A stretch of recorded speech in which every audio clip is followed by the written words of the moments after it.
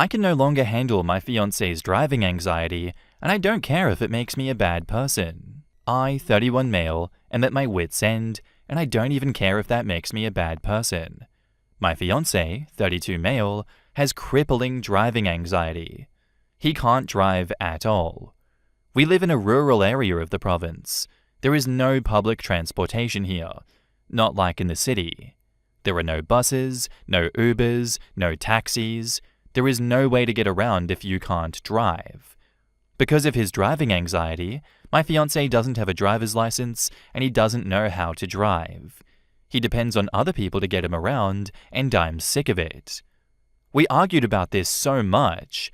He's never tried to overcome it or go to therapy or anything. He just flat out refuses.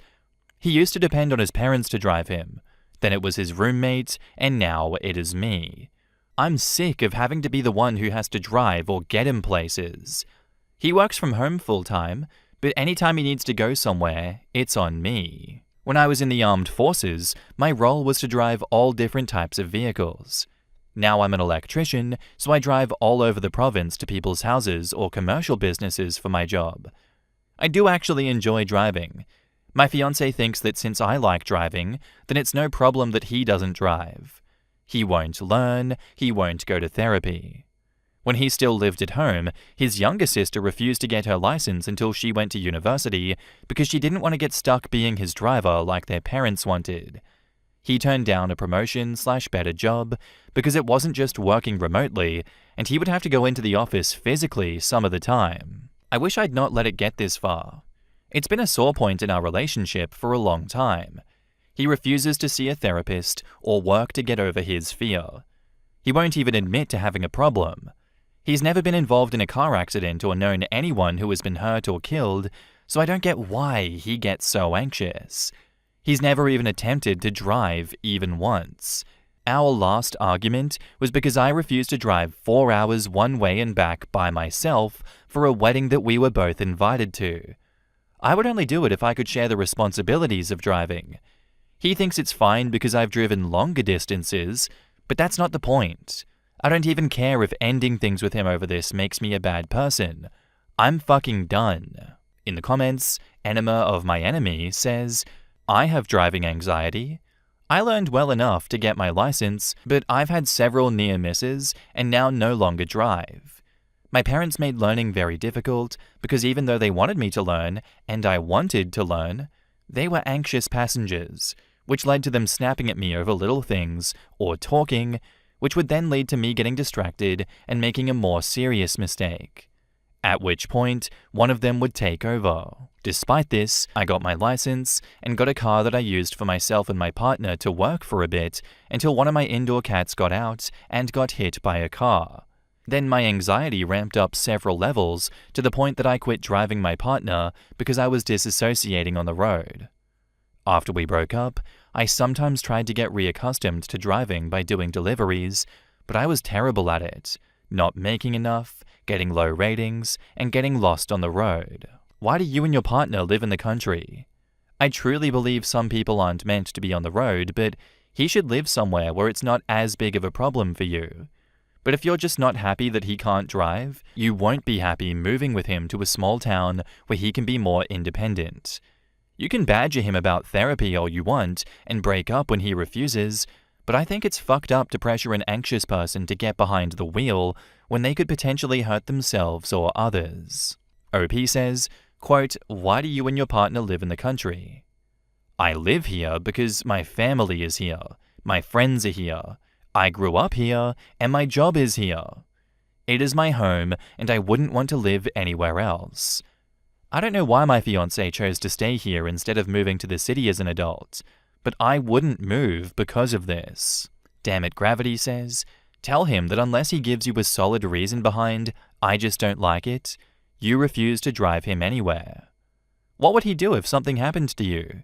If you got sick or hurt or lost the ability to drive? Relationships are all about compromise and supporting each other, not one partner doing everything. You're willing to support him by taking him to therapy and seeing a doctor about his anxiety. What is he willing to do to take the pressure off you? I had a friend who had anxiety over driving due to a horrific crash that she was in as a teenager. 20 years later, thanks to therapy and meds, she now has a license and is a decent driver. Her partner still does most of the driving, or she'll take public transport, but if it's a short journey, she'll drive. I suspect it's all going in the too hard basket. Yeah, dealing with and potentially getting over it is gonna be hard, but so is being single and trying to get around if you leave. So tell him to choose his hard. I know people don't like it thrown around much, but I genuinely believe this is ultimatum territory. And I know it's harsh, but I think it was a mistake to get engaged to him before this relationship challenge was sorted out. Because this is a gigantic difference in shared values. And I am with the comments here. What is his plan if something happens to you, OP? It doesn't sound like he's prepared for that. And he's making no effort to come to a compromise with you. I truly do believe this is a you need to get help and fix this yourself, or we are done situation. I don't see a compromise outside of that. And now, onto the update. So I broke up with my now ex-fiancé. Before I ended things, I tried one more time to get him to realize that he needs to learn to drive, even if it means to go to therapy to get over his fear. He told me he doesn't need to learn to drive, because I like driving, so it shouldn't be a problem for me to do all the driving. I lost it when he said that. I had to go into the other room to cool off. His reply made me realize that it was a lost cause, so I ended things. He begged me to reconsider, but since he refused to even admit he has a problem, I was done. I moved out of our place at the beginning of November, and I'm much happier. My ex-fiancé is back living with his parents. I found out that his younger sister was supposed to move back in temporarily, but she decided not to because their parents said that she had to be the driver for my ex-fiancé. She opted to go work in another province while she was applying for PhD programs instead of moving back home because she doesn't want to be his 24/7 chauffeur. I honestly don't blame her. I was tired of it too. I appreciate all the support I got on my last post. One thing, I've turned off my messages after getting a bunch of people calling me an idiot and other worse names. I will also ignore anyone who does that in the comments, just like I did with my last post. In the comments, Quicksilver1964 says, "The real MVP is his sister. She knows her family well enough and didn't want to enable a 30-year-old man. And I understand anxiety, but if you don't want to change, then it shows it's because you believe everyone else should do what causes anxiety for you.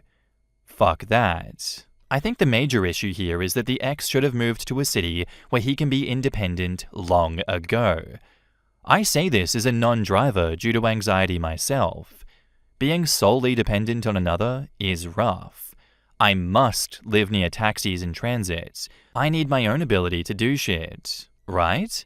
X is an ass, but not because of the anxiety. It's the complete unwillingness to do anything about it and just taking the favors and help from others for granted. I also refuse to drive, but I moved to a city with great public transport as soon as I was able to afford it, and I will get Ubers for myself or anybody who needs it. Even when I'm with people who can drive me places, I always show gratitude, appreciation, and try to offer gas money. I absolutely believe people who have anxiety should not be forced to drive, because it can kill people. But I agree, they 1000% need to live in an area where they don't have to solely depend on one or two other people to drive them around. I'm so glad the sister had the means to move out and stay out. I think he must have been expecting to be driven a lot if his sister either A, refused to get her license until she was away at college, and B, is now moving to another province to avoid being the chauffeur. His sister's reaction is more telling than OP's. As a young driver in high school, I loved every chance to drive that I got. For her to deny herself that suggests that her brother was egregious with his demands. And I think his response to all of this shows just how egregious it is, because it can easily be overlooked. He said, "You like driving, so it shouldn't be a problem." That is an incredibly entitled thing to say. In his position, he should not be outsourcing responsibility to whoever will tolerate it, because, as you can see, no one will. It sucks that you had to break up with him over this, OP. I wish a compromise could have been made, but now he's in the tough position where he's probably going to have to move to a city with more public transport. I think this is the best option for the both of you. Thank you for the update, and all the best in the future. Our next post is by user Impossible Fun, and it's titled, I, 28 male, think my friends with benefits, 27 female, has feelings for me. I don't know how to navigate it. So, about 6 months back, I went out for drinks with some friends, one of which was Chris, fake name obviously. Chris and I have known each other since we were in middle school and were never super close, but were always good friends if that makes sense. She got wasted and was being flirted with by another guy in the group who was sober, which sent off alarm bells for me. So when we were all walking to our apartments and he had lingered, instead of going to my apartment, I ended up crashing on her couch. The next morning while we were having breakfast, she admitted that she found me cute, really appreciated what I did the night before, and wanted to know if I'd be up for a friends with benefits situation. So ever since, we've been just that. We had both just gotten out of relationships at the time, and surprisingly, this friends with benefits situation resulted in us actually becoming really close friends, to where we now actually just hang out to hang out more often than we hang out specifically with the intent to sleep with each other. Well, before we had a pretty strict no staying the night rule, because for her, that felt like a step beyond friends with benefits. But late last month, she asked if I'd be willing to stay the night because I just really need someone to cuddle with tonight. And I didn't think anything of it, and obliged. But now it's become every time we do it, one of us ends up staying the night at the other's apartment. She's also been making more overly flirty comments towards me when we're with friends, which was another rule we had because we wanted to keep things private. The problem is, I don't know that I share her feelings. She's amazing, don't get me wrong. Beautiful, I can't undersell this. I work in a field where I work with models on a regular basis, and most of them do not compare. No idea why she picked me of all people. She's brilliant, driven, and one of the kindest people I know. This girl volunteers at a soup kitchen weekly. I've been incredibly grateful to have gotten closer to her over the last 6 months. I think she's one of those people that you're lucky to even get to meet even one of in your whole life. I know once feelings get involved, there's no real way of going back to strict friends with benefits, but I also would rather get buried alive than hurt her, so I would love advice on how to handle this. In the comments, KG Burton says, no way to advise you before you figure out your own feelings. OP says, I think I do have my feeling more or less figured out. I don't share the feelings she has. She's absolutely my best friend and an incredible human being, but at least currently, I don't have romantic feelings for her. I think this is unavoidable. Two close friends who know each other and sleep together are bound to get attached. There aren't many options. No more friends with benefits, just friends, or no more friendship, just the benefits. As for navigating it, if you don't want to be in a relationship, then you can let her know. It's likely that the friendship will get messy, and it's quite possible that you would need to take some space from each other until you can reset the friendship. I'm of the belief that ultimately, friends with benefits don't really work in the long term. They're temporary situations for all parties until one finds a partner or gets attracted to the other party. OP says, I do kind of dread the conversation. I know it's something I have to do, but she's my best friend in the entire world, and I would do anything for her. I just don't think I share romantic feelings for her. Part of it might be that the relationship that I got out of shortly before starting this with her ended spectacularly badly and very much exploded, and I don't know that I'm ready for a relationship with anyone, honestly. At the same time, I dread if I tell her, it could harm our friendship. Not having this conversation is being unfair to her. She's getting strung along, maintaining the hope that you might want to be with her down the road. This prevents her from moving forward and potentially seeking out a romantic partner. It's impossible to know what the friendship will turn into, but you both implicitly accepted the consequences when you started sleeping with each other. She will hurt in the short term, but will surely be thankful knowing that she can make an informed decision regarding the nature of you guys' relationship. OP says, a totally fair point. I only really had all of this click this morning when I came here to make a post. I don't know that I've even fully processed it, if I'm being entirely honest, but I know she's off work. I think it's probably time to pull the band-aid off. I don't even know that a relationship with her in the future is completely off the table, but I do know that at this moment, it might have to be because I don't know that I'm in a position to have a relationship with anyone. I don't know, man. I feel like you're in denial of your feelings here because of you still holding on to those feelings from your last relationship. If I'm going to be honest, the way that you're writing this post, it really sounds like you're ready to be in a relationship with her. This happens a lot on the relationships and relationship advice posts, and it's another one where you're just asking for permission. You're overthinking right now, and I get that, but the vibe that I'm picking up is that you want to be with her. If she's your best friend and you can't be without her, then just make it official, ask her out. I feel like your feelings for her will click into place when you start accepting that you can love her. And now, onto the update. Well, I didn't really expect to have an update this soon, or at all. I suspect it'll be the only update. After the first post, I called her and told her that I suspected she had feelings. I was right, and told her that I didn't have feelings and wasn't ready for a relationship out of panic for the situation. Thankfully, it was therapy day.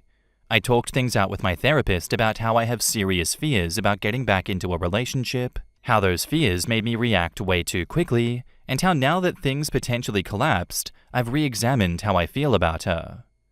After therapy, I just let myself sit with things for a while. And then I called her. Call went to voicemail. So I texted her and let her know that I wanted to talk and wanted to do it in person if she was willing. She texted back and said she was willing to meet for dinner to hear me out. So I laid everything out for her. How my last relationship fucked me up, and how that made me panic when I realized she had feelings and act before I even gave myself time to process. And then I told her how I really felt. That her voice is my favorite sound. How her smile is what I see when I close my eyes. All of it. And most importantly, that if she was willing to be patient with me, I wanted to give us a shot. Anyways, I'm taking her on a proper date this weekend. Update 2. Hi all, just wanted to give a second and probably final update, unless we get married or something maybe. I just got home after spending basically all day yesterday and part of today with her. On a scale of 1 to 10, the date was an 11. The day after my last update, she and I had a long call while she was on lunch from her job. It wasn't really about anything specific, but I made up the excuse that I was doing photography at a local greenhouse later that day to steer the conversation to flowers. I found out her favorite flower was lilies. Lucky me. I already knew her favorite color was pink, so I picked up a bouquet of pink lilies that day and had them waiting. Then came Saturday. I got to her apartment, and I swear nothing could have prepared me for the moment that she opened the door. I've photographed models on a Miami beach at sunset. I've photographed landscapes in Iceland and Ireland. I've done a wedding on a small vineyard in Italy. I don't say any of that to brag. I say it because I thought I had a pretty good grasp on what beauty was with my experience, but the second she opened the door, the definition was changed for me. Her eyes were the first thing I noticed, of course. Her eyes are like these beautiful ice crystals in her head, and they were highlighted by this gorgeous tan dress and the way that her hair framed her face. Her smile when she saw the flowers made me freeze completely. I literally turned into a stuttering mess, and I've never had that happen in my life. I'm usually confident and hard to fluster, but this outstanding human being did it without trying. I finally managed to hand her the flowers, and we took them in and put them in a vase.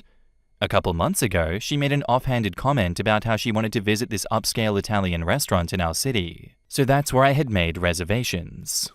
The food was probably pretty good, but I was too distracted by her to care that much about if the food was good.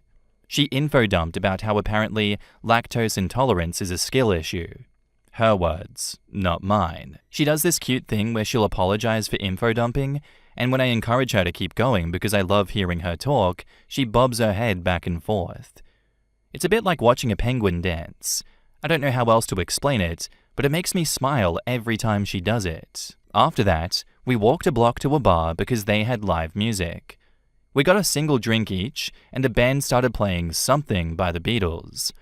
She made a comment about how it was her favorite slow song, so it felt like something to make a mental note of. So I asked her if she wanted to dance with me, and we did. And then it happened. She kissed me. It's weird. We had made out before, but this time it just felt different. It was like lights dimmed around us and everyone else disappeared for a moment. It was just us in each other's arms. When she pulled back, she had to be sure to jokingly remind me that I nearly missed out on that. I ended up staying the night with her, and today we had just laid in bed until like 1 p.m., just chatting and cuddling. After we finally got up and went and got lunch together, we discussed what both of us want for our future. We both want kids. We both agreed that we both wanted to adopt at least one of them to pull a kid out of the system and give them a good life. Our goals really seemed to align well. The only difference was she apparently wants a spring wedding. I always planned on getting married in the fall because of photo opportunities. I guess I'm having a spring wedding. I know, early to think about a wedding, but I had a realization. In the last 2 months, we spent more days together than apart. I did the math earlier this week because the thought occurred to me, so I read through our texts. From February 1st to April 12th, we only spent 32 days apart. We still talk most of those days over the phone or text, of course, and we spent 39 together. Of those 39, only 4 were with the intent to sleep with each other, yet somehow I still didn't realize I was in love with this woman. Update 2. Hey y'all, posting this with mod permission because I wanted to give you all one final update to my story. It's been a bit more than 8 months since I made my first post and update, and the two of us are still together. We moved in together about 2 months ago, which in my head feels like a short amount of time to date before moving in, but after discussing things, it does feel like we've been dating for much longer than 8 months, because for several months before that, we basically were dating already. When I made my first post, I was still dealing with the fallout of an incredibly toxic and abusive relationship that truly stained my ability to trust and allow myself to feel love. I'd be lying if I said that even through therapy that my trust issues have been resolved, but she's been so incredibly lovely and patient with me. She's genuinely just a spectacular human being. This is the first time a relationship has ever just felt simple. I don't feel like I have to perform for her, and genuinely my walls have finally come down. Well, shortly after she moved in, she started dropping the hints. She started talking about weddings, wanting to start a family, etc. quite a lot. I'm generally bad at picking up hints, but these were obvious even to me. So I just asked if these were things that she wanted and what timeline she was considering. I wanted to be positive that if I were to propose, I already knew the answer was going to be yes, so I was probably overly thorough with getting her to say, "Yes, I want to marry you." I know she wants something romantic and grand, but I also know her as a person enough to know that she has a lot of social anxiety. I know we've agreed on a fall wedding, and luckily I know a lot of people in the wedding industry since I'm a photographer, so as long as the proposal is relatively soon, I can call in some favors and get things taken care of to make sure that she gets the wedding of her dreams. I also know that her dream vacation spot has always been Italy, which I've been to with clients in the past. Today I booked the plane tickets. I told her that I have a photography gig I booked in March and that I wanted to bring her along since I know she's always wanted to go. I had a few choices of where to propose and have deliberated on that for a couple of weeks now, but what I've landed on is that the third day there, I'll be taking her to Rimini for the day, and near sunset, I will propose to her on the Ferris wheel there. It was one of the only things that ticked all the boxes for what she wanted. I would move the heavens and earth to make things perfect for her because it's what she deserves. So thank you all, especially those of you that were there to tell me that I was being irrational and dumb in my first post. I remember being in that panicked headspace. Honestly, I thought I wasn't worthy of her back then because I thought I was too damaged. I thought there had to be some horrible fate in store for me, and I tried to run from those feelings. But I'm very glad many of you called me on it and got me to re-examine things. I've never felt so loved and fulfilled in my life. She's the first person in my life that I don't question if she has ulterior motives being close to me. Frankly, she's not exactly starved for choices in the dating department, and if she didn't truly love me, she could just find someone else at any point. For some reason, she's chosen me, and I'm going to cling on to that for the rest of my life if I can. In the comments, Sunburned As says, "Dude fell ass over kettle into a relationship, panicked when he realized he was in one and he had feelings, and managed by the skin of his teeth to pull his head out of his rectum in time to save it. I don't miss dating in my 20s. Imagine if it hadn't been therapy day that day. My current husband, I had a huge crush on. I kept flirting with him to no avail. I had therapy day where we talked about it, and my therapist was like, he'd be crazy not to like you. Just be direct and ask him out. So I did. In therapy, right there, I sent him a text that was essentially, I like you and think you're hot. Can we go out? And thankfully, he said yes. And that's essentially kind of what OP did here as well, even though he dropped the ball and was like, I'm not ready to love you. I don't think that I can love you. We need to go our separate ways. I'm sorry. And then did the right thing by going to therapy day and getting his therapy and proposing to her. And I love it. Thank you, OP. I'm glad that you figured it out. Because you were saying one thing while doing the other, and I think it was very obvious from your writing that you did have feelings for her, but you were just in denial. And not the river in Egypt, like the actual denial that exists in real life. Thank you for the story. Thank you for all the wonderful updates. I hope you have a wonderful wedding. And that's all I have for you guys today. I do hope you enjoyed the episode. If you did, let me know what you thought of it in the comments down below, and I'll see you in the next one. Bye!